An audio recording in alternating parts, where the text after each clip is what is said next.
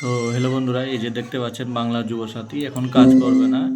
প্রায় আপনার গিয়ে রাত আটটার পর কাজ করতে চালু করে। তো আমার কাছে অনেকজনই ডকুমেন্টস জমা দিয়ে গেছে। ডকুমেন্টসগুলো ওই যে ওই সবে রাখা আছে ডকুমেন্টসগুলা। হুম।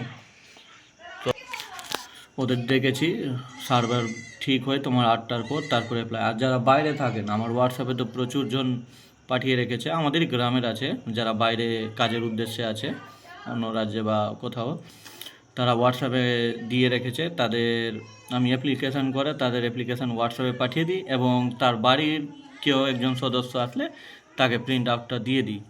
তো আপনারা যদি বাইরে থাকেন কোনো কাজের উদ্দেশ্যে, আর যদি অ্যাপ্লিকেশান না করতে পারেন, তো আপনি ডকুমেন্টসগুলো স্ক্যান করে পাঠান। আমার ইনবক্সে মেসেজ করেন আগে কে কে করতে চান। আর টেনশন নেবেন না, চার্জ বেশি নিব না, সবার থেকে কমই নিব চার্জটা। আর আপনার হোয়াটসঅ্যাপে, আর যদি আপনার বাড়ির কোনো সদস্য আশেপাশে থাকে, আমার দোকানে পাঠিয়ে দিবেন, ওকেও প্রিন্ট আউট দিয়ে দিব। আর আপনার হোয়াটসঅ্যাপ হোক বা মেসেঞ্জারে হোক, মেসেজ করে দিব, মানে পিডিএফটা পাঠিয়ে দিব। তো বলেন, যারা যারা করতে চাইছেন দেখেন, অবশ্যই ইনবক্স করবেন।